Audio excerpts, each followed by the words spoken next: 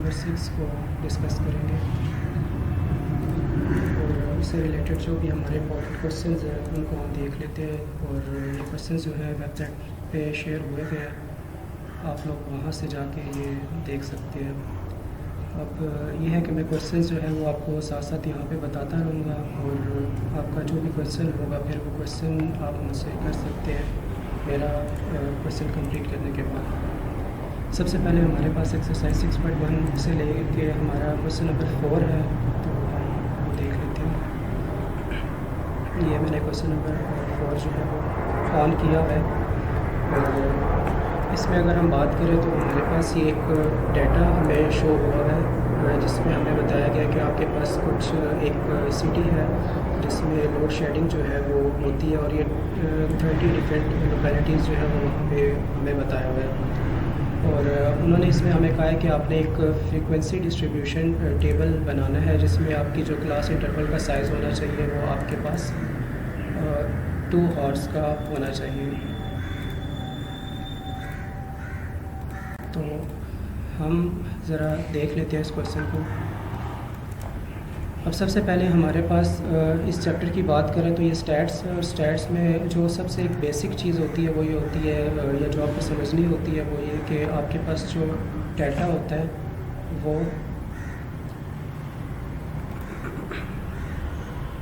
Data जो होता है वो आपके पास दो तरह से होता है। एक जो है वो आपके पास ग्रुप्ड डाटा होता है और एक जो होता है वो आपके पास अनग्रुप्ड डाटा होता है। तो सबसे पहले हम जो क्वेश्चन नंबर 4 है इसमें अगर बात करें तो जो हमारा डाटा हमें गिवन है ये हमारा अनग्रुप्ड डाटा जो कि कुछ इस तरह की हालत में आपके पास मौजूद है।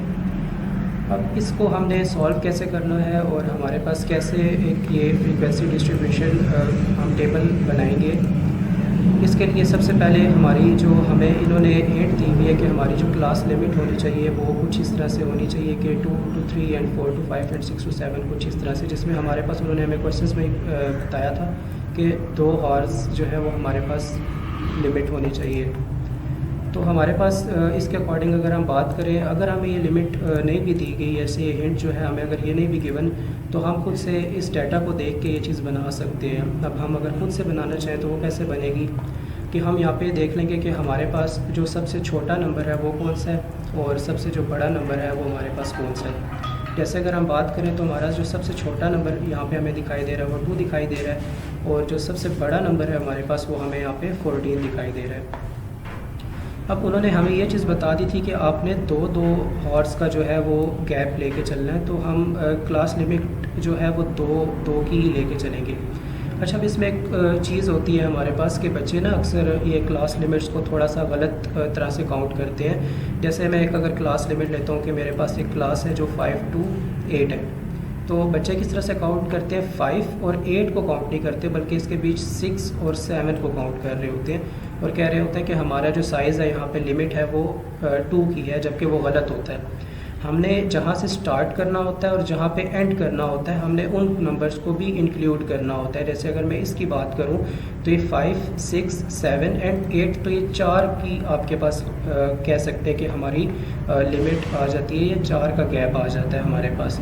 तो ये चीज़ ज़रा आप लोगों ने ध्यान में रखनी है कि इस चीज़ को ऐसे काउंट करना है। जैसे अगर हमारी जो इस क्वेश्चन में गिवन है वो हमारे पास उन्होंने कहा कि 2 हॉर्स की होनी चाहिए, तो देखो अगर हम यहाँ पे देखें तो हमारे पास 2 to 3 जो बनती है, ये 2 and 3 देखा जाए तो 2 हॉर्स हमारे पास यहाँ पे बनते हैं, ठीक है। तो इसी तरह से हमने ये 2 से स्टार्ट की एंड अप टू 14 हमने लेके जानी थी, चूँकि हमारे अगर 2 के गैप से चले तो 14 के साथ फिर एक नंबर हमें खुद से ऐड करना पड़ा जो कि हमारा 15 है।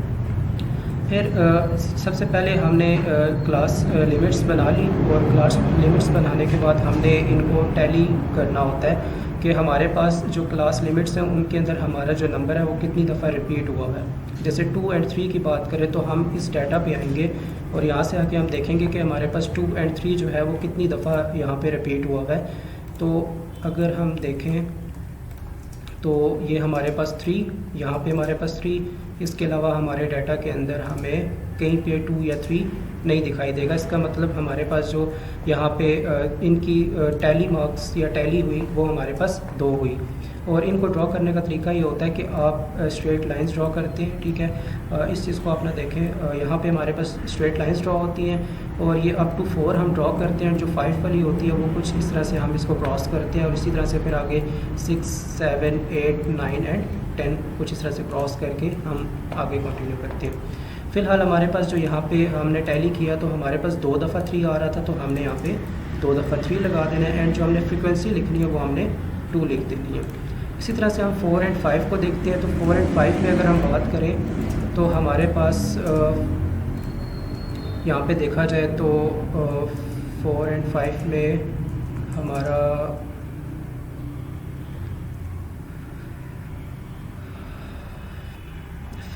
एक ये आ रहा है। इसके अलावा हमारे पास कहीं पे भी 4 या 5 मज़ीद आगे नहीं है, तो एक ही दफ़ा है तो हमने इसको एक दफ़ा यहाँ पे कर दिया और इसी तरह से फ्रीक्वेंसी में हमने इसको आगे 1 कर देना है। और इसी तरह से 6 एंड 7 अगर हम बात करें तो 6 एंड 7 में हमारे पास एक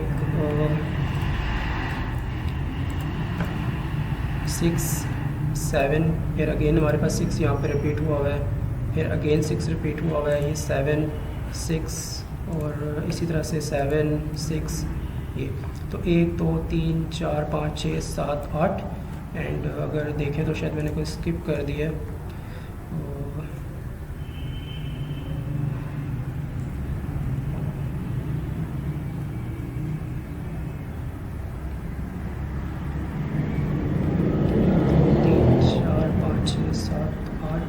टाइम्स ही मेरे ख्याल से आ रहा है। तो अगर 8 टाइम्स है तो हम इसको यहाँ पे कुछ इस तरह से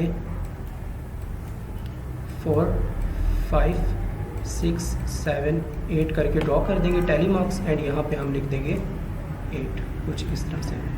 तो इसी तरह से हम बाकी भी सब टैली करते जाएंगे और टैली करके यहाँ पे हम टैली मार्क्स ड्रॉ करते जाएंगे और फ्रीक्वेंसी में आके हम उस नंबर को लिख देंगे जो हमने यहाँ पे ड्रॉ किया हुआ होगा। तो इस तरह से हमारी जो फ्रीक्वेंसी डिस्ट्रीब्यूशन टेबल है वो हमारा कंप्लीट हो जाएगा। और यहाँ पे अगर हम बात करें तो हमें इन्होंने पार्ट बी में आगे 2 पार्ट्स भी दिए हुए हैं, ए एंड बी। जैसे फर्स्ट पार्ट जो है वो लिखा हुआ है कि find the most frequent load shedding hours, जहाँ पे सबसे ज़्यादा जो हमारी लोड शेडिंग है वो किन ऑर्स में हुई हुई है, और इसी तरह से जो लीस्ट लोड शेडिंग है यानी कि कम से कम जो लोड शेडिंग है वो हमारी किन ऑर्स में हुई हुई है। तो अगर हम इसी डाटा के अकॉर्डिंग बात करें जो हमारा यहाँ पे पहले से हुआ हुआ है सॉल्व, तो इसके मुताबिक हमारे पास जो सबसे ज़्यादा फ्रीक्वेंसी है वो 9 है। तो जो हमारी सबसे ज़्यादा लोड शेडिंग वाले ऑर्स हैं वो हमारे 6 एंड 7 वाले हैं, यानी कि 6 और 7 जो आपके पास आ जाते हैं। और इसी तरह से अगर हम बात करें सबसे कम लोड शेडिंग जो लीस्ट लोड शेडिंग है तो वो हमारे पास 1 आ रही है। इसके अलावा इससे ज़्यादा कम हमारे पास कोई भी नहीं है। और ये देखा जाए तो 4 to 5 जो आवर्स हैं, 4 से 5 के बीच जो हमारी लोड शेडिंग है वो सबसे कम हो रही है।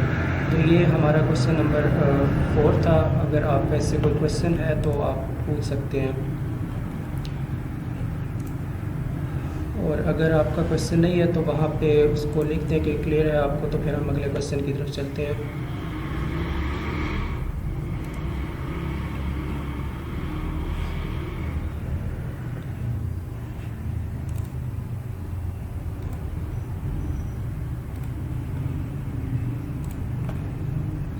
अच्छा, आगे हमारा जो नेक्स्ट क्वेश्चन है वो है हमारे पास construct a histogram and a frequency polygon for the following data showing weights of students in kilogram. अब हमने यहाँ पे 2 चीज़ें ड्रॉ करनी है, एक हमारे पास हिस्टोग्राम है और एक हमारे पास पॉलीगॉन है। अगर हम इसकी बात करें तो मैं आपको दिखा देता हूँ कि हमारे पास हिस्टोग्राम जो होता है वो कुछ इस तरह का होता है आपका, एंड जो पॉलीगॉन होता है वो हम कुछ इस तरह से ड्रॉ करते हैं। तो सबसे पहले अगर हम हिस्टोग्राम की ही बात करें कि हमें उसको ड्रॉ करने के लिए किन किन चीज़ों की ज़रूरत होती है, तो सिर्फ 2 चीज़ें ही आपको रिक्वायर्ड होती हैं। एक आपकी क्लास बाउंड्रीज़ होती हैं और एक आपकी जो फ्रीक्वेंसीज़ होती हैं वो आपको चाहिए होती हैं। तो हमारा जो डाटा गिवन है वो हमें कुछ इस तरह से गिवन है कि जो हमारे वेट है वो 20 से 24 एंड इसी तरह से 25 to 29 and up to 50 to 54 तक। इसको सबसे पहले हमें कन्वर्ट करना है क्लास बाउंड्रीज़ के अंदर। तो क्लास बाउंड्रीज़ जो है वो हम कैसे ड्रॉ करेंगे उसको अगर हम देख लें तो हमारे पास क्लास बाउंड्रीज़ ड्रॉ करने के लिए जो हमारी फ़र्स्ट वाली क्लास लोअर क्लास होती है उसमें से हम 0.5 जो होता है उसको माइनस कर देते हैं, और जो आगे आपकी होती है क्लास उसको हम उसमें वो 0.5 जो है वो ऐड कर देते हैं। जैसे हमारे पास यहाँ पे जो वेट था वो 20 था, तो 20 में से हमने 0.5 माइनस करके इसको 19.5 बना दिया, और जो हमारी अपर क्लास थी 24 से 24.5 बना दिया कुछ इस तरह से। और इसी तरह से हम जो है इसको सबको चेंज करते जाएंगे। जैसे हमारे पास ये 25 है, तो ये 25 जो है ये 24.5 हो जाएगा, एंड 29 जो है वो 29.5 हो जाएगा।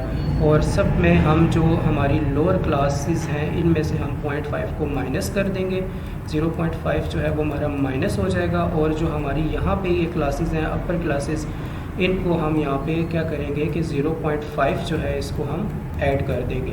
तो ये हमारी क्लास बाउंड्रीज बनाने का तरीका आ जाता है। और फ्रीक्वेंसीज़ जो हैं ये आपकी एज इट इज़ सेम रहती हैं, ये आपकी जो ऊपर फ्रीक्वेंसीज़ गिवन है वही सारी आपने दोबारा से यहाँ पे लिख देनी है। अब ये दो चीज़ें ड्रॉ करने के बाद हम अपने हिस्टोग्राम की तरफ आ जाते हैं। हमें हिस्टोग्राम कैसे ड्रॉ करना है, तो हिस्टोग्राम ड्रॉ करने के लिए हमारे पास एक जैसे हम ग्राफ ड्रॉ करते हैं तो उसमें हमारे दो एक्सिस होते हैं। ये जो एक्सिस होता है ये एक्स एक्सिस, एंड ये जो एक्सिस होता है ये हमारे पास वाई एक्सिस कहलाता है। तो हमने जो हमारा एक्स एक्सिस होता है इसके अलॉन्ग हमने क्लास बाउंड्रीज ड्रॉ करनी होती हैं, जबकि हमारे पास जो वाई एक्सिस होता है इसके अलॉन्ग हमने हमारी जो फ्रीक्वेंसीज़ होती हैं वो ड्रॉ करनी होती हैं। अभी आपकी मर्ज़ी होती है कि आप 2-2 का गैप लेना चाह रहे हो, आप 3-3 का गैप लेना चाह रहे हो, आप 4-4 का गैप लेना चाह रहे हो।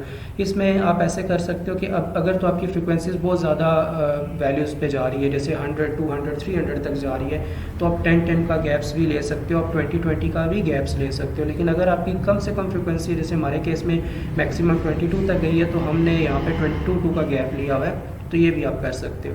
एंड यहाँ पे हमारी जो क्लास बाउंड्रीज आ जाती हैं हम वो ड्रॉ कर लेते हैं। जैसे सबसे पहले हमारी शायद 19.5 थी, तो हमने 19.5 ड्रॉ कर दी। अब इसमें अगर आप देखोगे तो आपके पास ये दोनों सेम आ रही होती हैं, और यही हमें करना होता है क्लास बाउंड्रीज बनाने के बाद। ये चीज़ हमें हमारे हिस्टोग्राम के लिए लाजमी रिक्वायर्ड होती है। जबकि आप यहाँ देखो तो यहाँ पे 24 एंड 25 जो कि दो डिफरेंट टर्म्स आ रही हैं, ये नहीं हमें कर चाहिए होगा।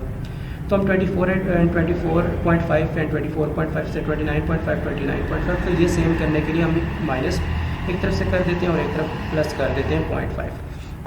अच्छा, तो ये हमारे पास 19.5, 24.5, 29.5 एंड अप टू जो भी हमारी लिमिट्स थी हमने बाउंड्रीज थी वो हमने ड्रॉ कर दी यहाँ पे।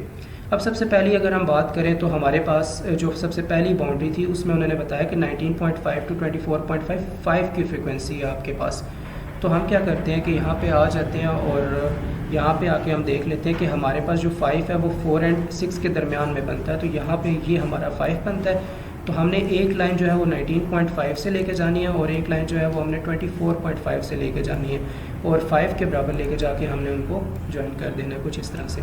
इसी तरह से फिर हम आगे चलें तो हमारी जो नेक्स्ट टर्म है वो है 24.5 टू 29.5, और इस पर जो हमारी फ्रिक्वेंसी है वो हमारी 8 है। तो 24.5 टू 29.5 की अगर हम बात करें तो 24.5 वाली यही, इसको हम लेके चले जाएंगे हमारे 8 तक, ये हमारी 8 तक आ गई। एंड जो 29.5 वाली थी इसको भी हम यहाँ से ले जाएंगे हमारी 8 तक, और ये हमारी जो है वो सेकंड ड्रॉ हो जाएगी क्लास। एंड इसी तरह से हम आगे ड्रॉ करते जाएंगे। थर्ड पे अगर हम बात करें 29.5 टू 34.5 है और 13 वहाँ की फ्रिक्वेंसी है।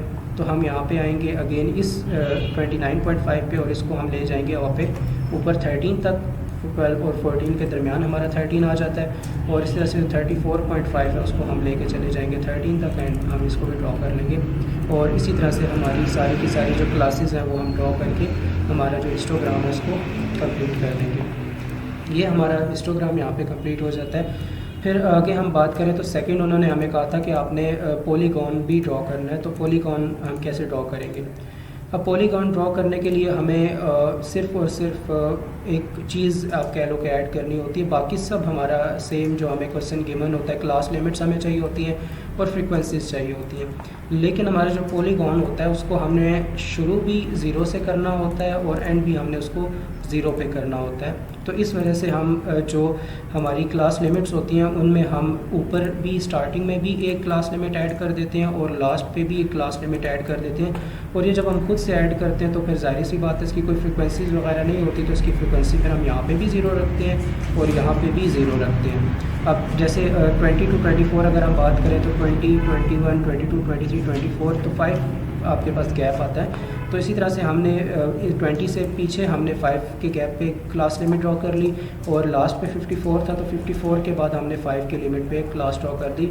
और ये ड्रॉ करने की वजह ये है कि हमारे पास स्टार्टिंग में और एंडिंग में हमारी जो फ्रीक्वेंसीज़ हैं वो हमें ज़ीरो चाहिए होती हैं, तो हम ये ड्रॉ कर लेते हैं। बाकी सब कुछ आपका बिल्कुल एज इट इज़, जो क्वेश्चन में आपको लिमिट्स गिवन होती हैं आपने उन्हीं को ड्रॉ करना होता है। अब यहाँ पर हम आ जाएँ तो हमारा जो पॉलीगॉन है उसमें भी हमारे पास अगेन 2 एक्सिस होते हैं और हमने उन्हीं को लेके हमारी जो ड्रॉ करनी होती हैं वैल्यूज़। अच्छा, एक चीज़ जो इसमें मज़ीद आपकी ऐड होती है वो आपके मिड पॉइंट्स ऐड होते हैं। मीन्स आपके 15 to 19 जैसे नंबर है तो इसके जो सबसे मिड पॉइंट है वो आपका मीन्स दरमियाना नंबर जो है वो आपका कौन सा बनता है, 17। इसी तरह से 20 to 24 की बात करें तो इसका मिड पॉइंट जो है वो आपके पास 22 बनता है। यानी कि आप 20 to 24 काउंट करो तो इसके जो दरमियान वाला नंबर है वो आपका 22 होगा। तो हमारे जो 2 एक्सिस होते हैं उनमें से जो हमारा एक्स एक्सिस होता है उस पर हम मिड पॉइंट्स ड्रॉ कर देते हैं और जो हमारा वाई एक्सिस होता है उस पर हम फ्रीक्वेंसी ड्रॉ कर देते हैं। अब सबसे पहले अगर हम बात करें तो सबसे पहले हमारे पास जो मिड पॉइंट है वो 17 है और जो हमारी फ्रीक्वेंसी है वो हमारे पास 0 है। तो हम यहाँ पे आ जाते हैं तो हमारे पास 17 एंड जो हमारी फ्रीक्वेंसी थी वो हमारी 0 थी, तो हमारा फर्स्ट पॉइंट जो है वो कुछ यहाँ पे ड्रॉ हो जाता है। फिर हम सेकंड पॉइंट की बात करें तो सेकंड पॉइंट जो है वो हमारा 22 एंड 5 है। तो 22 अगर हम बात करें तो हमने यहाँ पे ड्रॉ कर लिया हमारा 22 एंड जो 5 है वो आपका 4 और 6 के दरमियान में कुछ यहाँ पे आएगा। तो इसके अकॉर्डिंग अगर हम बात करें तो हमारा कुछ पॉइंट जो है वो यहाँ पे ड्रॉ हो जाएगा। इसी तरह से आप थर्ड की तरफ आ जाओ तो जो थर्ड है वो आपके पास है 27 एंड 8। तो 27 अगर हम बात करें तो हमारे पास 27 यहाँ पे ये आ जाता है एंड 8 जो है वो हमारे पास ये आ जाता है। तो इसके अकॉर्डिंग हमारा जो थर्ड पॉइंट है वो यहाँ पे ड्रॉ हो जाएगा।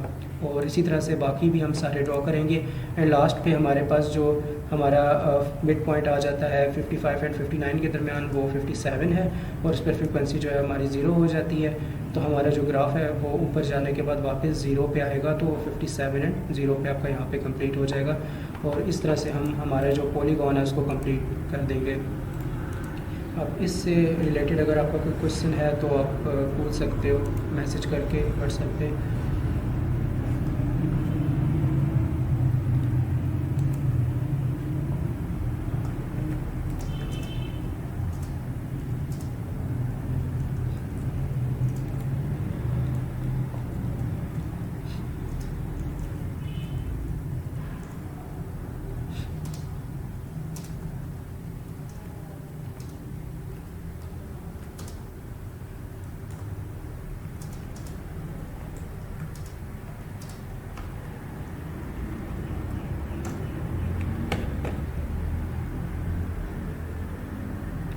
अच्छा, आगे हम चलते हैं हमारे नेक्स्ट क्वेश्चन की तरफ। तो नेक्स्ट क्वेश्चन जो है वो हमारा है 6.2 का क्वेश्चन नंबर 6। तो हम अपनी 6.2 पे आ जाते हैं और उसका जो हमारा क्वेश्चन नंबर 6 है वो हम देख लेते हैं। अब क्वेश्चन नंबर 6 में वो हमें कहते हैं कि the following data relates to the ages of children in a school. आपके पास कुछ एक डाटा गिवन है आपको जो कि स्कूल के अंदर कुछ चिल्ड्रन हैं उनकी जो एज है उनको ड्रॉ किया गया है। Compute the mean age by direct and shortcut method. अब आपने यहाँ पे इनकी जो मीन है वो कैलकुलेट करनी है 2 मेथड से, आपके पास direct and shortcut method and इसी तरह से आपके पास जो वो कहते हैं टेकिंग एनी प्रोविजनल मीन, जो आप खुद से कोई एक मीन जो है वो सिलेक्ट कर सकते हैं। हमारे पास एक डाटा गिवन है जिसमें हमें क्लास लिमिट्स गिवन है। जैसे उन्होंने बात की थी कि बच्चे हैं और उनकी एजेस हैं, तो इस तरह से 4 से 6 के बीच हमारे पास उस स्कूल में कितने बच्चे हैं, 7 से 9 के बीच हमारे पास कितने बच्चे हैं, 10 से 12 के बीच और 13 से 15 साल के बीच कितने बच्चे हैं, ये उन्होंने हमें एक डाटा के अंदर गिवन है। अब सबसे पहले वो उन्होंने हमें ऊपर कहा था कि आपने इनका डायरेक्ट मेथड और शॉर्टकट मेथड से मीन कैलकुलेट करना है और फिर आखिर पे वो कहते हैं कि आपने इनका geometric mean and harmonic mean भी जो है वो कैलकुलेट करना है। तो पहले हम ऊपर इनका मीन कैलकुलेट कर लेते हैं, फिर उसके बाद हम ज्योमेट्रिक एंड हार्मोनिक मीन भी देख लेंगे। अच्छा, अब इसमें आपको कुछ फार्मूलाज जो होते हैं वो याद करने होते हैं, और ये आप बेशक एक साइड पे नोट कर लो।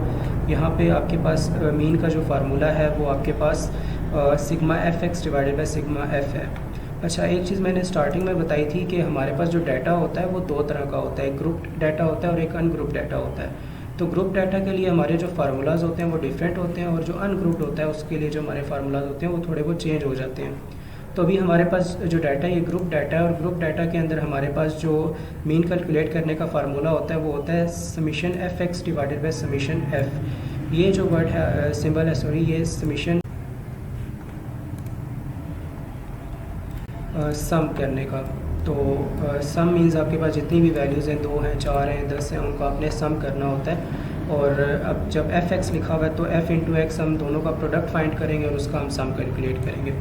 अब क्वेश्चन की अगर हम बात करें तो हमारे पास जो क्वेश्चन गिवन है हमें, वो हमारा है कुछ ये, जिसमें हमें क्लास लिमिट्स और हमारी फ्रीक्वेंसी हमें गिवन है। जिसके बाद हमने यहाँ पे फ्रीक्वेंसी मिड पॉइंट और हमने एक्स की वैल्यू यानी कि दोनों को प्रोडक्ट निकालना है, तो हमारी टोटल 4 यहाँ पे ब्लॉक्स या कॉलम्स आ जाएंगे। अब क्लास लिमिट्स आपको गिवन थी और आपकी जो फ्रीक्वेंसी है वो आपको गिवन थी। सबसे पहले हमने जो चीज़ कैलकुलेट करनी थी हमारे फार्मूला के मुताबिक। अब यहाँ पे अगर हम फार्मूला की बात करें तो summation f x divided by summation F हमारा फार्मूला है।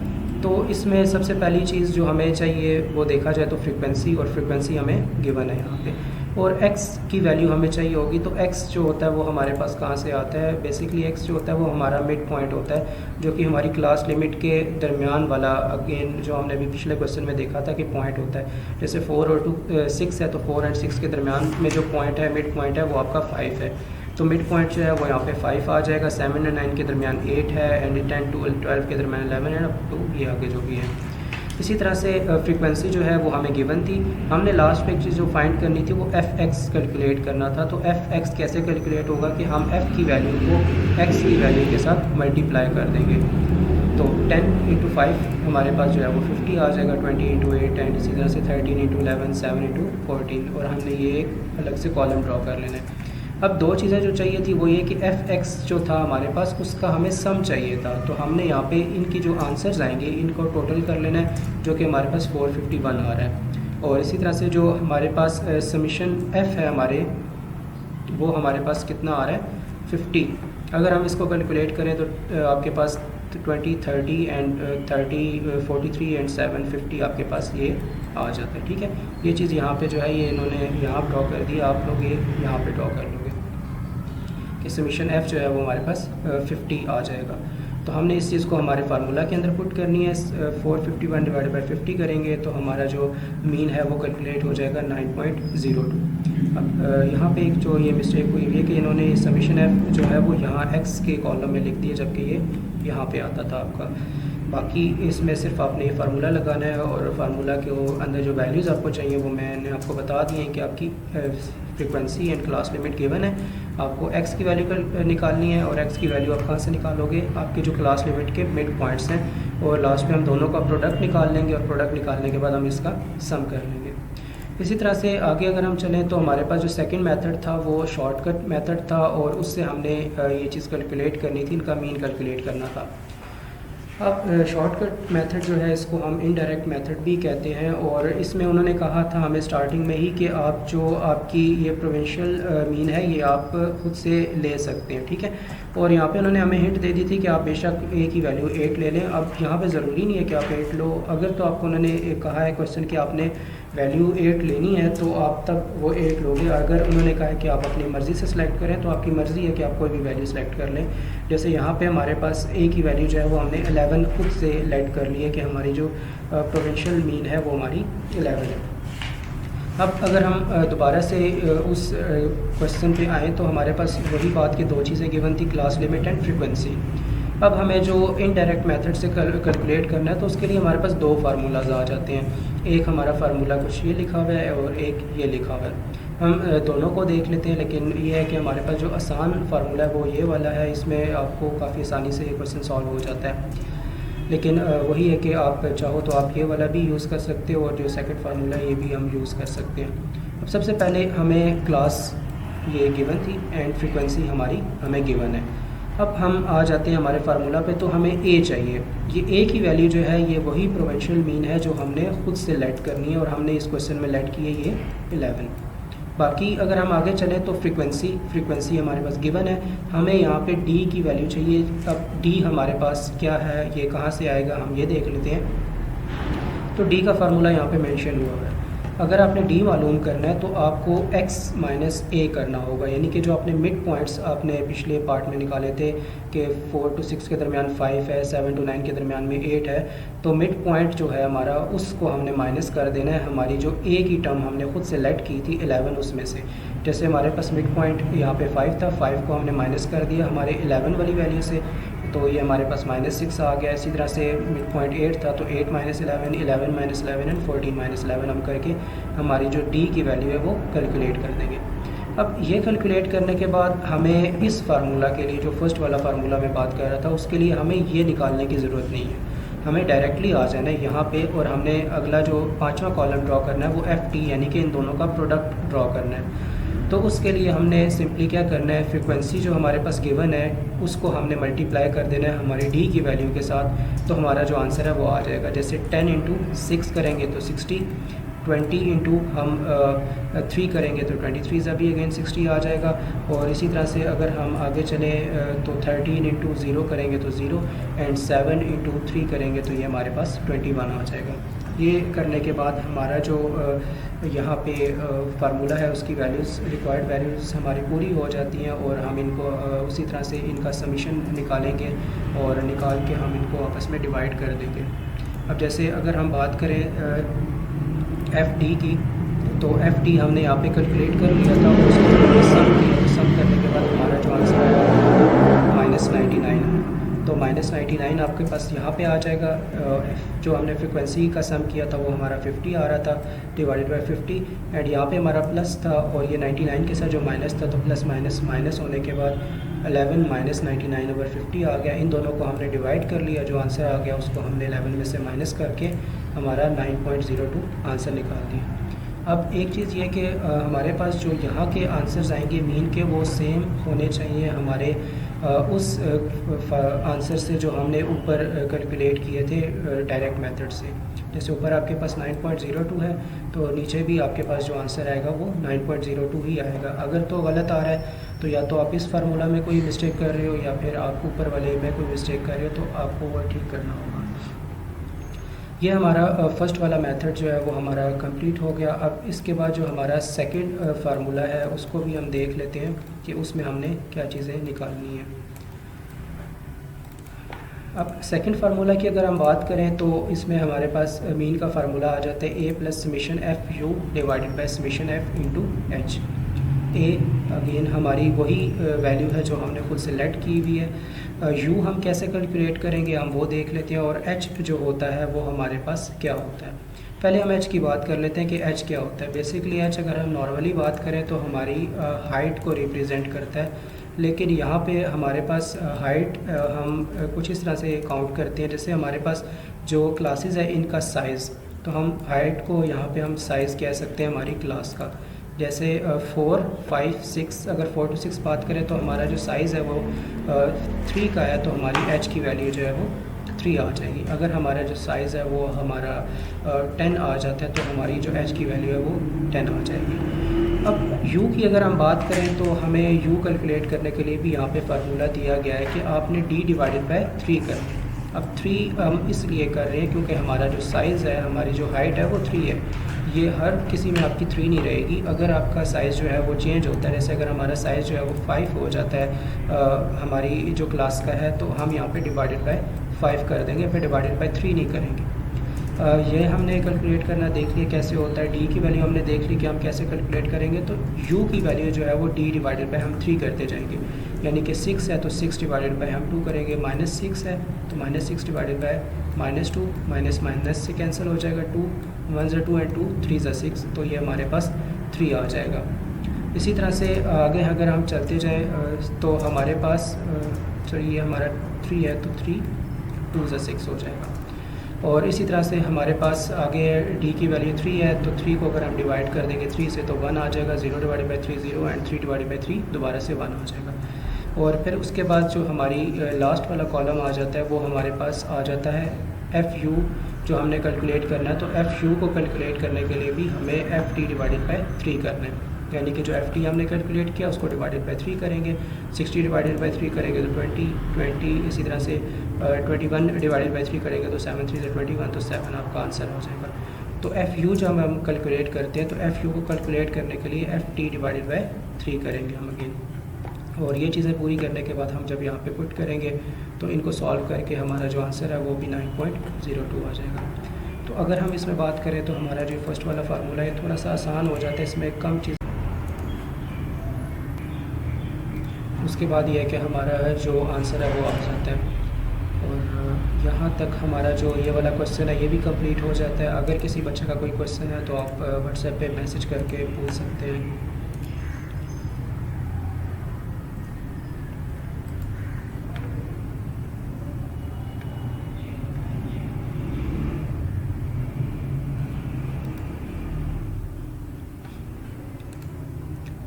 अच्छा, आगे अगर हम चलें तो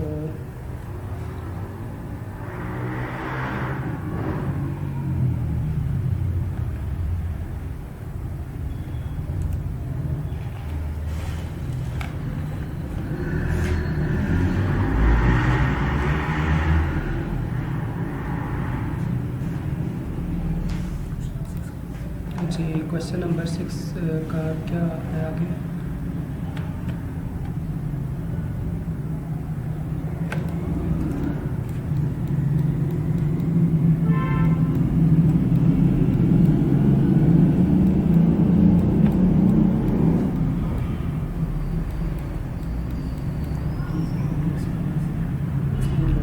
t is equals to x minus A. जी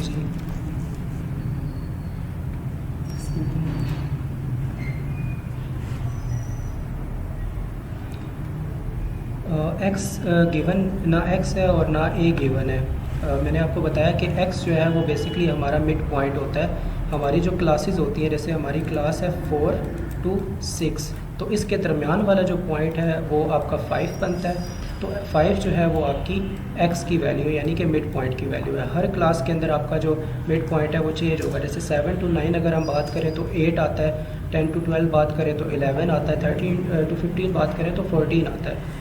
और a की वैल्यू मैंने आपको स्टार्टिंग में भी बताया था और मैं आपको दोबारा बता देता हूँ कि हमें जब ये इनडायरेक्ट मेथड या शॉर्टकट मेथड करना होता है तो इसके लिए हमें एक मीन चाहिए होती है जो हम खुद से लेट करते हैं। यहाँ पे उन्होंने हमें हिंट दी थी कि आप वो 8 लेट कर लें, लेकिन हमने जो यहाँ पे लेट की हुई है इस क्वेश्चन के अंदर वो 11 लेट की हुई है। तो ये आपकी मर्ज़ी होती है, आप जो भी a की वैल्यू है वो खुद से लेट कर सकते हो इन वैल्यूज़ के बिटवीन। और उसके बाद ये है कि आप उनको x में से माइनस करते हो और आपका जो d है उसका आंसर आ जाता है।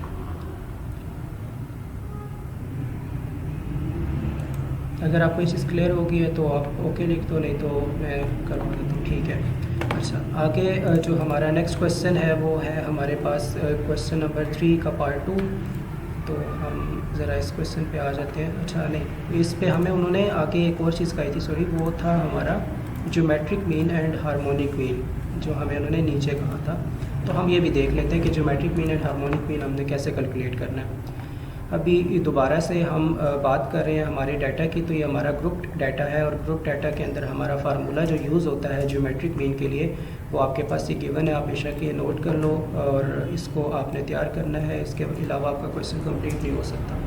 अब फार्मूला क्या है हमारे पास? Antilog summation F log X divided by summation F, ये हमारा ज्योमेट्रिक मीन के लिए फार्मूला है। डाटा हमें वही गिवन है, हमारी क्लास लिमिट्स वही है, हमारी फ्रिक्वेंसी वही है।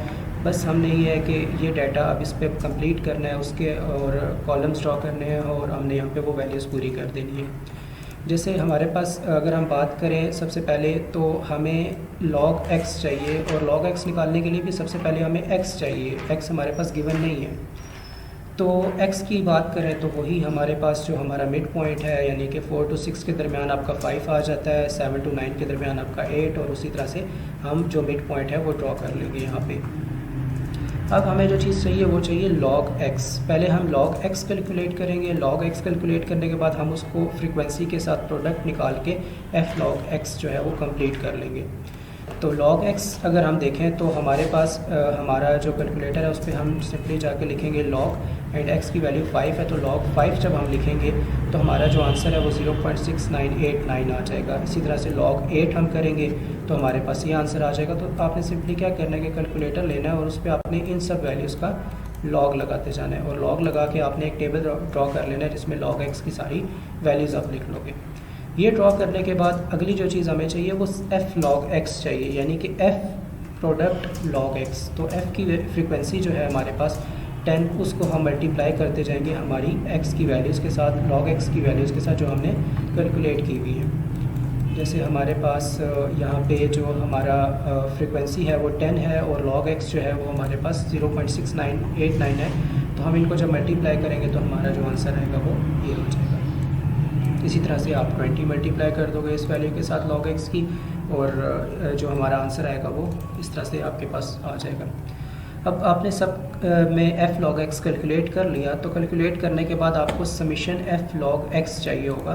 तो आपने f log x जो भी वैल्यूज़ कैलकुलेट किए हैं इनका सम कर लेना है, यानी कि 6.9897 प्लस 18.0618 13.5380 एंड ये सब चारों की चारों वैल्यूज़ ऐड कर लेनी है, तो आपका जो आंसर है वो आ जाएगा 46.61248। और कोशिश ये करनी है कि आप पॉइंट के बाद जितनी वैल्यूज़ हैं, अगर तो कम है तो आप सारी ले लो, और अगर ज़्यादा वैल्यूज़ आ जाती हैं तो आप एटलीस्ट 4 वैल्यूज़ पॉइंट के बाद यहाँ पे कंसिडर करो। फिर उसके बाद हमारे पास जो फार्मूला था उसमें नीचे था समीशन f। तो समीशन f हमारे पास उसी तरह से हम f की सारी वैल्यूज़ का जो है वो सम कर लेंगे। तो हमारे पास जो इनका सम आता था, हमने भी ऊपर भी किया था, वो 50 आ रहा था, तो हम यहाँ पे 50 कर लेंगे। और इन दोनों को हम जब पुट करेंगे तो हमारे पास दोनों को डिवाइड किया जाएगा, और डिवाइड करने के बाद हम एंटी लॉग ले लेंगे। और एंटी लॉग लेने का तरीका क्या है कि आप कैलकुलेटर पे शिफ्ट दबा के फिर आप लॉग दबाते हो तो आपका एंटी लॉग आ जाता है, और एंटी लॉग पे आप ये 0.932 और ये वैल्यू पुट करोगे तो आपका जो आंसर है वो 8.553 आ जाएगा। तो ये हमारा था geometric mean for group data. और फिर हम आगे अगर आ जाएँ हार्मोनिक मीन के ऊपर, तो हार्मोनिक मीन जो हमारा ग्रुप डाटा के अंदर हमारा फार्मूला होता है वो बिल्कुल सिंपल सा फार्मूला है हमारे पास, summation f divided by summation f divided by x। Class limits, frequencies वही आपको गिवन है, मिड पॉइंट आपने इनके दरमियान वाला पॉइंट्स लिख लेने हैं, और f डिवाइडेड बाई x जो है वो हम कैसे करेंगे कि 10 डिवाइडेड बाई 5, यानी कि 10 हमारे पास हमारी फ्रीक्वेंसी डिवाइडेड बाई x, यानी कि 5 जो हमारी मिड पॉइंट की वैल्यू है, और डिवाइड करने पे हमारे पास उसका आंसर आ जाएगा। और चूँकि हमें इन दोनों का समीशन चाहिए तो fx जो हम कैलकुलेट करेंगे सबका, ये 2.5, 1.18, 0.50, इनका हम सम कर लेंगे, और सम करके हम दोनों को डिवाइड करेंगे और हमारा आंसर आ जाएगा इसमें भी। और यहाँ पे हमारा हार्मोनिक मीन जो है वो भी ग्रुप डाटा के लिए कंप्लीट हो जाता है। अगर आपको इसमें से कोई चीज़ नहीं समझ आई तो आप क्वेश्चन कर सकते हो।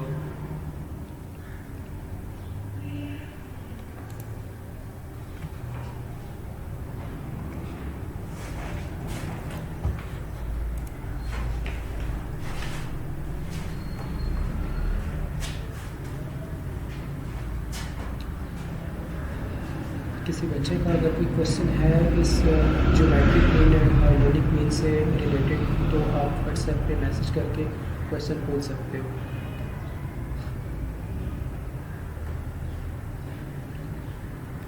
फिर अगले क्वेश्चन की तरफ चलते हैं हम। नेक्स्ट जो है हमारे पास वो है क्वेश्चन नंबर 10 का पार्ट नंबर 2। तो क्वेश्चन नंबर 10 आप देख लो, उसका पार्ट नंबर 2 हमारे पास, मैंने मेरे ख्याल से कुछ स्किप कर दिए। अच्छा हाँ, हमने क्वेश्चन नंबर 6 किया था, उसमें हम हार्मोनिक और ज्योमेट्रिक मीन जो है उसको कैलकुलेट करना था, वो हमने कर लिया। अब हमारा जो नेक्स्ट क्वेश्चन है वो 3 क्वेश्चन का पार्ट 2 जो है वो हम देख लेते हैं 6.2 का। तो क्वेश्चन नंबर 3 का पार्ट 2 जो है वो हमारे पास ये आ जाता है, जिसमें हमें एक अनग्रुप्ड डाटा जो है वो गिवन है, और वो हमें कह रहे हैं इसका अर्थमेटिक मीन कैलकुलेट करना है। अर्थमेटिक मीन आपके पास अनग्रुप्ड डाटा के लिए जिसका फार्मूला होता है वो आपके पास summation x divided by n होता है, और ये इस मेरे ख्याल से चैप्टर के सबसे आसान फार्मूलाज में आ जाता है, और सबसे आसान चीज़ आ जाती है मीन कैलकुलेट करना, अर्थमेटिक मीन। अब इसमें हमारे पास दो चीज़ें हैं, summation x divided by n. Summation x की बात करें तो एक्स बेसिकली हमारी ये जो वैल्यूज़ हमें गिवन है ये हमारी एक्स की वैल्यूज़ आ जाती हैं। जैसे फर्स्ट क्वेश्चन के अंदर 12, 14, 17, 20, 24, 29, 35, 45 ये हमारी वैल्यूज़ हैं एक्स की, और इसमें ये वैल्यूज़ हैं एक्स की।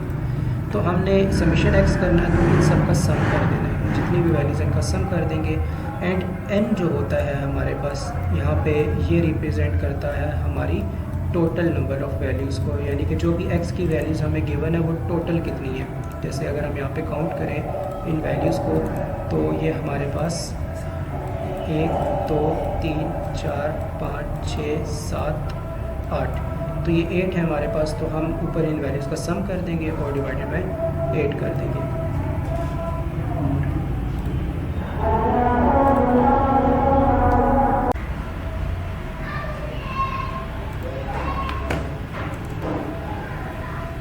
अच्छा, दोबारा से हम उस क्वेश्चन को देख लेते हैं जो भी हमने लास्ट किया है, फिर हम नेक्स्ट क्वेश्चन की तरफ चलते हैं। हमने अर्थमेटिक मीन कैलकुलेट करना था डायरेक्ट मेथड से, और जो हमारा डाटा था वो अनग्रुप्ड डाटा था। तो उसके लिए हमने क्या किया कि हमारे पास जो डाटा गिवन था बेसिकली मैंने आपको बताया कि हमारी वैल्यूज़ ऑफ एक्स हैं, एक्स की जो वैल्यूज़ हैं उनका हमने सम करना होता है और उसको डिवाइड कर देना होता है हमने टोटल नंबर ऑफ़ वैल्यूज़ से। जैसे हमने काउंट किया था तो ये हमारे पास टोटल 8 वैल्यूज़ आ रही थी, और ये हमने काउंट किया तो ये टोटल 7 वैल्यूज़ आ रही थी, तो डिवाइडेड बाय 7 कर देना है। और ये करने के बाद हमारा जो मीन है बाय डायरेक्ट मेथड ये कैलकुलेट हो जाएगा।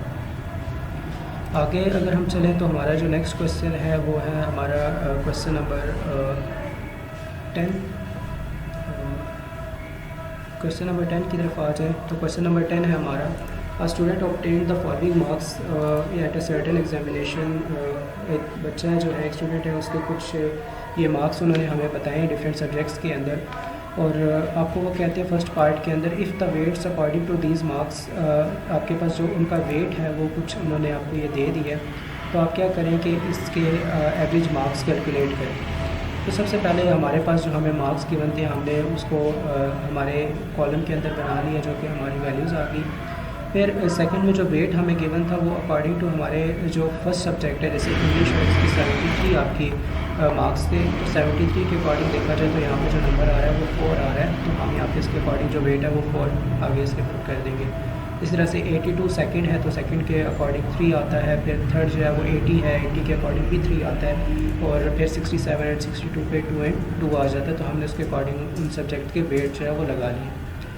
अब हमारे पास जो फार्मूला है वो हमारे पास कैलकुलेट करने का, अगर तो हमारे पास जो हमारे वेट हैं वो डिफरेंट हों तो डिफरेंट वेट्स के लिए हम फार्मूला यूज़ करते हैं ये वाला, जिसमें हमारे पास फार्मूला होता है summation x W divided by summation W.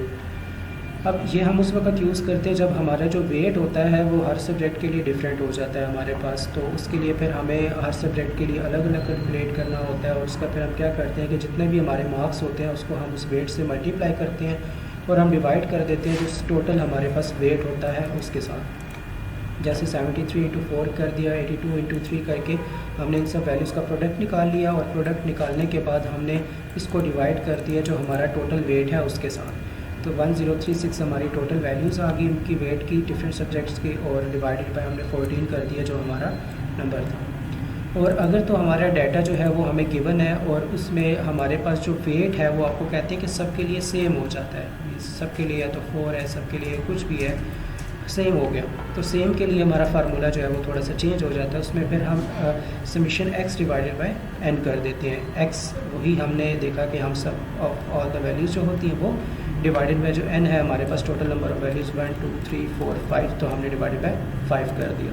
तो ये दो डिफरेंट फार्मूलाज आ जाते हैं। एक आपके पास आ जाता है अगर हमारे पास जो वेट्स हैं वो सब में डिफरेंट आ जाते हैं, और अगर हमारे पास जो वेट है वो सब में सेम आ जाते हैं तो हम ये नीचे वाला जो फार्मूला है ये यूज़ करते हैं। अब जैसे जो फर्स्ट वाला पार्ट था उन्होंने कहा था कि अगर जो इनके अकॉर्डिंग वेट्स हैं वो ये हैं तो इसका आप एवरेज कैलकुलेट करें कितना होगा, और सेकंड पार्ट में उन्होंने हमें कहा कि अगर आपके पास जो वेट है यहाँ पे इन्होंने मेंशन किया हुआ इफ़ द वेट्स जो है वो आपके इक्वल यूज़ हो रही हैं तो आपके पास एवरेज मार्क कितना होगा। तो जब इक्वल वेट्स हैं तो हमने डिवाइडेड बाय एन कर देना है टोटल जो हमारे मार्क्स हैं उनके साथ। तो ये सिर्फ करने पे हमारा जो आंसर है वो हमें मिल जाएगा। फिर आगे अगर हम चलें तो आगे हमारे पास एक क्वेश्चन है, क्वेश्चन नंबर 12। और क्वेश्चन नंबर 12 पे हम आ जाएँ तो आपके पास ये भी एक इम्पॉर्टेंट क्वेश्चन है और काफ़ी दफ़ा ये आ चुका है पेपर के अंदर। अभी इसमें वो हमें कहते हैं कि आपने सिंपल एक मूविंग एवरेज कैलकुलेट करनी है और वो मूविंग एवरेज कितनी होनी चाहिए, 3 साल की, 3 इयर्स की होनी चाहिए। अब हो सकता है कि वो आपको इसको चेंज करके 2 इयर्स कर दें या 3 से आगे कोई भी आपको एक नंबर दे दे। तो फिर हमने उसको कैसे कैलकुलेट करना है हम वो देख लेते हैं। सबसे पहले तो हमें जो डाटा गिवन है हम उसको कुछ इस तरह से वर्टिकली अलाइन कर लेते हैं। जैसे 2001 से लेकर 2010 तक हमारा डाटा हमें गिवन है, ईयर्स प्लस उनकी जो वैल्यूज़ हैं वो हमें इन्होंने गिवन दी हुई हैं। अब सबसे पहले हमने कैलकुलेट करना है इनका 3 इयर्स का जो गैप बनता है। तो उसको कैलकुलेट करने के लिए आपकी जो फर्स्ट वाला ब्लॉक होगा एंड जो लास्ट वाला ब्लॉक होगा वो खाली हो जाएगा। इसी तरह से अगर 4 इयर्स हो जाती हैं, वैल्यू सेम रहती है, तो फिर हो सकता है आपको फर्स्ट 2 ब्लॉक्स को खाली छोड़ना पड़ जाए, सॉरी फर्स्ट से 2 ब्लॉक एंड लास्ट से 2 ब्लॉक्स को खाली छोड़ना पड़ जाए। इस तरह से फिर आपने उसके अकॉर्डिंग अपने नंबर्स देख लेने कि टोटल कितने बनते हैं, जितने बनते हैं उनमें से ऊपर से जितने ब्लॉक छूट रहे हैं और नीचे से, अब ऊपर से अगर 1 छूट रहा है तो नीचे से भी 1 होगा, अगर ऊपर से 2 हैं तो फिर नीचे से भी 2 होंगे, ऊपर से 3 है तो नीचे से भी 3 हो जाएंगे। खैर जो हमारे अकॉर्डिंग डाटा के था उसमें हमारी 2 वैल्यूज़ हमें कम हो रही थी, तो उसकी वजह से हमने ऊपर से 1 ब्लॉक खाली छोड़ दिया और 1 ब्लॉक जो है वो हमने नीचे से खाली छोड़ दिया। अब हमने 3 इयर्स कैलकुलेट कैसे करना है, हमने फर्स्ट 3 वैल्यूज़ को कैलकुलेट करना है, ये कितनी बनती हैं और उसको हमने यहाँ पे लिख देना है। जैसे 100, 200, 330 एंड 340 बनता है तो हमने 340 लिख दिया। फिर सेकंड में आपने फर्स्ट वाली वैल्यू को छोड़ देना है, सेकंड से स्टार्ट करना है और आगे 3 वैल्यूज़ लेके उनका सम जो है वो आपने करके यहाँ लिख देना है। जैसे 100, 200, 378 तो 378 आपके पास ये हो जाएगा। फिर आपने अगले पे जाना है तो ऊपर से फिर अगेन 1 वैल्यू स्किप कर देनी है और अगली 3 वैल्यूज़ ले लेनी है जो कि आपके पास सम करने पे 428 बनाएंगी। इसी तरह से फिर आपने ऊपर से 1 वैल्यू छोड़नी है और नीचे आके 3 वैल्यूज़ लेके उनका सम करके आपने वो आगे लिखते जाना है। तो इस तरह से हम जो है वो 3 इयर्स आगे इनकी कैलकुलेट कर लेंगे और उसमें हमारे पास अगेन 2 कॉलम्स जो है वो खाली आएंगे, तो हम 1 कॉलम ऊपर से खाली छोड़ेंगे और 1 कॉलम जो है वो हम लास्ट से खाली छोड़ देंगे। और अब इन्होंने हमें कहा था कि 3 इयर्स मूविंग एवरेज कैलकुलेट करनी है, तो 3 इयर्स के लिए हम इन सब वैल्यूज़ को डिवाइडेड बाय 3 करते जाएंगे। तो 340 डिवाइडेड बाई 3, 378 डिवाइडेड बाई 3। अगर हमें 2 इयर्स का होता तो हम डिवाइडेड बाई 2 कर देते, अगर हमें 4 इयर्स का होता तो हम डिवाइड बाई 4 कर देते। तो ये आपका अगेन सेम नहीं रहेगा, ये आपके क्वेश्चन के हिसाब से आपने देखना है कि अगर वो आपके ईयर्स चेंज कर रहे हैं तो उस हिसाब से आपने उस नंबर से फिर उनको डिवाइड करना होगा। तो ये आपका जो है क्वेश्चन नंबर 12 आपका यहाँ पे कंप्लीट हो जाएगा और इसमें इससे आगे आपके पास कुछ भी करने को नहीं है, सिर्फ इतना सा ही क्वेश्चन है आपके पास। फिर आगे अगर हम चलें तो आगे हमारे पास एक्सरसाइज 6.3 आ जाती है और 6.3 का क्वेश्चन नंबर 4। तो 6.3 और उसका क्वेश्चन नंबर 4 जो है वो आपके पास कुछ इस तरह से गिवन है कि आपके पास 5 टीचर्स हैं और उनकी जो सैलरीज़ हैं वो आपको गिवन है। आपने इनकी रेंज कैलकुलेट करनी है और इनकी स्टैंडर्ड डेविएशन कैलकुलेट करनी है। अब इसमें भी अगर हम बात करें तो हमारा डाटा जो होता है वो 2 तरह का हो सकता है और उसके अकॉर्डिंग हमारा जो फार्मूला है वो हमें देखना होता है। रेंज की बात करें तो रेंज का फार्मूला तो आपके पास सेम रहता है और रेंज का फार्मूला होता है आपके पास maximum value minus minimum value. Means आपकी जो भी वैल्यूज़ गिवन है इनमें सबसे बड़ी वैल्यू कौन सी है उसको आप माइनस कर देते हो सबसे मिनिमम वैल्यू से जो आपकी होती है यहाँ पे। जैसे 11,500, 12,400, 15,000, 14,500, 14,800। तो इसमें जो सबसे मैक्सिमम वैल्यू है वो हमारे पास आपकी 15,000 है, तो ये मैक्सिमम वैल्यू आ गई। और मिनिमम वैल्यू की बात करें तो 11,500 है, फिर आगे 12,000, 14,000, 14,000, तो 11,000 जो है ये आपके पास आपकी मिनिमम वैल्यू है। तो रेंज कैलकुलेट करने के लिए हमारा जो फार्मूला है वो maximum value divided minus minimum value. तो मैक्सिमम वैल्यू जो थी वो हमारे पास 15,000 थी, माइनस जो मिनिमम वैल्यू थी वो 11,500 थी। तो हमने दोनों को माइनस कर दिया तो हमारे पास जो आंसर आ गया वो 3,500 आ गया। तो ये आपके पास तरीका है रेंज कैलकुलेट करने का। फिर आगे अगर हम बात करें तो आगे हमें स्टैंडर्ड डेविएशन उन्होंने कहा था कि आपने फाइंड करनी है। तो वो कैलकुलेट करने के लिए हम डायरेक्टली पहले इसके फार्मूला पे आते हैं कि हम देख लें कि इसका फार्मूला क्या है। तो स्टैंडर्ड डेविएशन कैलकुलेट करने के लिए हमारे पास जो फार्मूला है वो होता है under root summation x minus x bar whole square divided by n। अब हमारे पास ये x क्या है, x बार क्या है और ये n क्या है, हम इन चीज़ों को देख लेते हैं। सबसे पहले जो आपको आपकी सैलरीज गिवन थी वो आपकी x की वैल्यूज़ थी, तो वो आप x में कंसिडर कर लोगे। x बार आपके पास कहाँ से आएगा? x बार कैलकुलेट करने के लिए हमने ऊपर एक फार्मूला मीन का यूज़ किया था, sigma summation x divided by n, तो हम उसी का इस्तेमाल करेंगे और जो हम वैल्यू निकालेंगे वो बेसिकली हमारी x बार की वैल्यू होगी, जिसमें हमने sum of all the values and divide कर दिया था उसको टोटल नंबर ऑफ़ वैल्यूज से। तो हमारी सम ऑफ ऑल द सैलरीज़ और टोटल नंबर ऑफ़ सैलरीज़ 1 2 3 4 5 थी, तो डिवाइडेड बाय 5 हम कर देंगे, तो हमारी x बार की वैल्यू कैलकुलेट हो जाएगी। अब हमने जो आगे स्टैंडर्ड डेविएशन के लिए चीज़ फाइंड करनी है वो x माइनस एक्स बार है। तो x माइनस एक्स बार कैसे फाइंड होगी, मैं फ़र्स्ट वाले डाटा की आपको करके दिखा देता हूँ। 11,500 माइनस कर देंगे हम x बार की वैल्यू यानी कि 13,640 के साथ। तो जब हम इन दोनों को माइनस करेंगे तो हमारा जो आंसर आएगा वो आ जाएगा माइनस 2140। इसी तरह से आप इस वैल्यू को माइनस कर दोगे आपकी 13,640 से, तो आपका आंसर आ जाएगा 1240, और इस तरह से आप ये सारी वैल्यूज़ कैलकुलेट कर लोगे। फिर आपका जो अगला कॉलम है वो हमें बनाना पड़ेगा स्क्वायर का, क्योंकि हमने समीशन निकालना है, तो हम ये सारा काम यहीं पे कर लेंगे कि बजाय इसके हम यहाँ पे जाके सारा सॉल्व करें।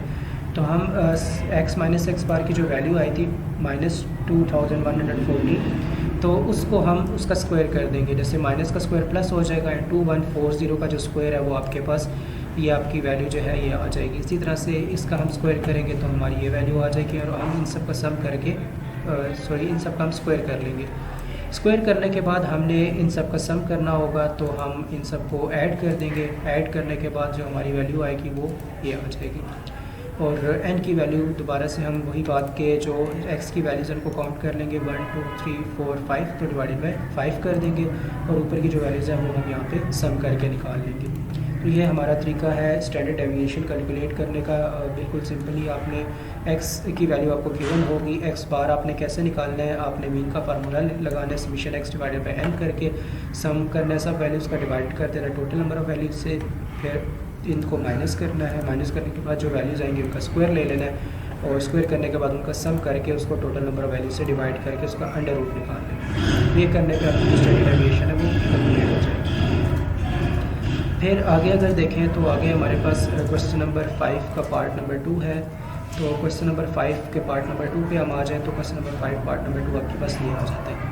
अब इस डाटा पे आ जाए तो हमारे पास ये अनप्रूव्ड डाटा है, और इसमें हमें वो कहते हैं कि आपने कैलकुलेट करना है आपका स्टैंडर्ड डेविएशन, और बी पार्ट में वो कहते हैं कि आपने वेरिएंस भी कैलकुलेट करनी है। तो हम पार्ट नंबर 2 पे आ जाएं अगर, तो हमारे पास पार्ट नंबर 2 यहाँ से स्टार्ट हो रहा है। ये हमारे पास डाटा हमें गिवन है, और इसमें भी अगर आप लोग देखो तो हमारे पास वही चीज़ अप्लाई हुई है। हमने पहले x बार की वैल्यू निकाली है, फिर हमने उसको x माइनस एक्स बार कर दिया, और फिर उसका हमने स्क्वायर लिया, और स्क्वायर लेने के बाद हमने उसका सम कर दिया, और सम हमारे पास 120 आ गया। 120 को हमने डिवाइड कर दिया, टोटल नंबर ऑफ़ वैल्यूज़ कितनी थी 1 2 3 4 5 6 7 8, तो हमने डिवाइडेड बाय 8 कर दिया। तो ये हमारा अनग्रुप्ड डाटा, इसमें भी हमारा स्टैंडर्ड डेविएशन कैलकुलेट हो गया। तो ये सेम जो हमने अभी ऊपर वाला क्वेश्चन किया बिल्कुल वैसे ही है, इसका स्टैंडर्ड डेविएशन कोई भी चेंज नहीं है बीच में। सेम वही चीज़ें आपने कैलकुलेट करनी है, और उनको आपस में डिवाइड करके और उनका अंडर रूट ले लें। अब जो हमारी जो सेकंड चीज़ आ जाती है वो हमने कैलकुलेट करनी है वेरिएंस। वेरिएंस कैलकुलेट करने का हमारे पास क्या तरीका है कि हमने वेरिएंस कैलकुलेट करनी है। उसके लिए हमारे पास फार्मूला तो वही रहता है, बस हमारा जो अंडर रूट होता है वो यहाँ से ख़त्म हो जाता है, यानी कि summation x minus x bar whole square divided by n कर देंगे। अब हमारे पास x माइनस एक्स बार का होल स्क्वायर करने के बाद जो वैल्यूज़ आई हैं उनको हमने सम कर लिया, और सम करने के बाद उसको डिवाइड कर दिया टोटल नंबर ऑफ़ वैल्यूज से, जो कि हमारी 1 2 3 4 5 6 7 8 9 10 आपकी बनती है उनके साथ। फार्मूला वेरिएंस जो होता है उसमें हमारे पास अंडर रूट जो होता है वो ख़त्म हो जाता है, और बाकी फार्मूला आपका as it is standard deviation वाला ही रहता है। तो ये हमारा जो वेरिएंस है वो भी कैलकुलेट हो जाता है।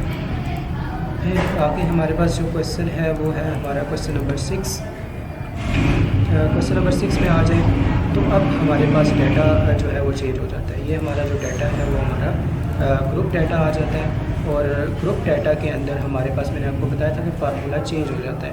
अब हमने कैलकुलेट स्टैंडर्ड डेविएशन ही करनी है, बस ये है कि हमने स्टैंडर्ड डेविएशन ग्रुप डाटा की कैलकुलेट करनी है। तो ग्रुप डाटा में ज़्यादा चेंज कुछ नहीं आता, सिर्फ एक छोटा सा चेंज आता है, वो ये कि हमने जो एक्स की वैल्यू कैलकुलेट करनी होती है वो summation x divided by n से नहीं करनी होती, बल्कि summation f x divided by n से करनी होती है, क्योंकि इसमें हमारा फ्रीक्वेंसी जो है वो इंक्लूड हो जाता है। तो फ्रीक्वेंसी जब आ जाती है तो हमें f x divided by n करना पड़ता है, और जब हम नीचे आ जाते हैं फार्मूला के ऊपर हमारे स्टैंडर्ड डेविएशन के, तो वहाँ पे था हमारे पास summation x minus x bar whole square, तो यहाँ पे हमारे पास जो है वो समीशन एफ आ जाता है साथ में, और ये हमारा जो फार्मूला है वो चेंज हो जाता है। तो बिल्कुल एक ये छोटी सी आपको निशानी रखनी पड़ेगी कि ग्रुप डाटा के अंदर फ्रीक्वेंसी जब इंक्लूड हो जाती है तो फार्मूला में एक्स बार कैलकुलेट करने के लिए फिर आपका फार्मूला जो है वो summation f x divided by summation n आपके पास आ जाता है। और इसी तरह से जो हमारे पास स्टैंडर्ड डेविएशन का फार्मूला है उसमें हमारे पास x minus x bar summation के बजाय f into x minus x bar summation आ जाती है, डिवाइडेड बाय एन आ जाता है। तो ये दो चीज़ें आपको याद रखनी है। फिर हम इसकी वैल्यूज़ पे आ जाएं तो सब कुछ वैसे ही है, सिर्फ हमें एक एफ एक्स कैलकुलेट करना पड़ता है, क्योंकि हमने समीशन जब एक्स बार कैलकुलेट करना होता है तो हमें एफ एक्स की ज़रूरत पड़ती है। और इसी तरह से जब हम एक्स माइनस एक्स बार कर लेते हैं तो उसको फिर हमें एक स्टेप और इंक्लूड करना पड़ता है, जो कि एफ की वैल्यू आपकी मल्टीप्लाई हो जाती है यहाँ पे एक्स इंटू एक्स बार के साथ फॉर ग्रुप डाटा। तो हम यहाँ पे ये चीज़ भी कैलकुलेट कर लेते हैं। मिड पॉइंट उसी तरह से आपके सेंट्रल वाले जो टर्म्स बनती हैं 20 से 22 के दरमियान 21 आ जाएगी, 23 टू 25 24 आ जाएगी, और एफ एक्स हम कैलकुलेट करेंगे, दोनों का हम प्रोडक्ट कर लेंगे। एक्स माइनस एक्स बार हम पहले निकाल लेंगे, और उसको निकालने के लिए हम summation f x divided by summation divided by n formula कर लगा के हम वो पूरा कर लेंगे। अच्छा, यहाँ पे जो एन की वैल्यू होती है वो आपके पास काउंट करने पे नहीं, बल्कि आपकी जो फ्रीक्वेंसी का सम होता है बेसिकली वो आपकी एन की वैल्यूज़ होती हैं। तो समीशन एफ भी आप यहाँ पे इस चीज़ को कह सकते हो। फिर आगे हमारे पास एक्स माइनस एक्स बार जो हम निकाल लेंगे उसका स्क्वायर लेके उसको हम एफ़ के साथ मल्टीप्लाई कर देंगे, और मल्टीप्लाई करने के बाद हम उसको एन के साथ डिवाइड करके उसका अंडर रूट हम निकाल लेंगे, और अंडर रूट निकालने पे हमारी स्टैंडर्ड डेविएशन जो है वो ग्रुप डाटा के लिए भी कैलकुलेट हो जाएगी। तो इसमें सिर्फ एक छोटा सा फ़र्क जो आया वो मैंने आपको बता दिया कि फ्रीक्वेंसी का आ जाता है कि हमें यहाँ पे फ्रीक्वेंसी गिवन होती है, तो फिर हमारा जो हमारा एक्स बार का फार्मूला होता है वो समीशन एफ एक्स हो जाता है, और जो हमारा स्टैंडर्ड डेविएशन का फार्मूला होता है वो फिर summation f into x minus x bar whole square हो जाता है। तो ये कंप्लीट हो जाता है हमारा यहाँ पे क्वेश्चन। फिर हमारा क्वेश्चन नंबर 7 जो लास्ट पे आ जाता है उस पर अगर हम आ जाएँ तो क्वेश्चन नंबर 7 जो है वो हमारे पास फ्रीक्वेंसी डिस्ट्रीब्यूशन गिवन है, हमने रेंज कैलकुलेट करनी है। तो रेंज का फार्मूला आपके पास वही आता है एक्स मैक्सिमम यानी कि maximum value minus minimum value, लेकिन यहाँ पे जो ये ग्रुप डाटा है इसमें हमें पहले क्लास बाउंड्रीज कैलकुलेट करनी होती हैं। तो हम वो कैलकुलेट करने के बाद हम इनकी सबसे मैक्सिमम वैल्यू और सबसे मिनिमम वैल्यू को माइनस कर देते हैं। तो हमें जो ग्रुप डाटा है वो कुछ ये गिवन है, तो हमने सिंपली क्या किया कि इसकी बाउंड्रीज़ कैलकुलेट कर ली। बाउंड्रीज़ वैसे ही कि यहाँ से आपने 0.5 माइनस कर देना है, और आपका जो यहाँ पे आपकी अपर क्लास है वहाँ पे आपने 0.5 ऐड कर देना है, तो आपकी क्लास बाउंड्रीज कैलकुलेट हो जाएंगी। फिर रेंज कैलकुलेट करने का तरीका ये है कि आपके पास एक्स मैक्स यानी कि मैक्सिमम जो आपके पास वैल्यू है वो 75.5 है, उसको आप माइनस कर देते हो सबसे मिनिमम वैल्यू जो कि 32.5 है। इन दोनों को माइनस करने पे आपकी रेंज कैलकुलेट हो जाती है। तो रेंज जो फार्मूला है ग्रुप और अनग्रुप्ड के लिए वो सेम होता है, बस फ़र्क ये होता है कि वहाँ पे हम maximum value divided by minus minimum value कर देते हैं, और यहाँ पे हमारे पास जो बाउंड्रीज़ होती हैं वहाँ से हम मैक्सिमम जो हमारी बाउंड्री होती है उसको हम माइनस कर देते हैं मिनिमम बाउंड्री के साथ। तो यहाँ पे हमारे जो इंपॉर्टेंट क्वेश्चंस थे चैप्टर नंबर 6 के वो कंप्लीट हो गए हैं। अगर आप लोगों को ये चीज़ दोबारा से समझनी है तो आपका जो ये लेक्चर है ये यूट्यूब पे अपलोड हो जाएगा, तो आप लोग ये वहाँ से दोबारा से भी देख सकते हैं। अगर किसी का कोई क्वेश्चन वगैरह है किसी भी चीज़ से रिलेटेड यहाँ पे तो आप पूछ सकते हैं।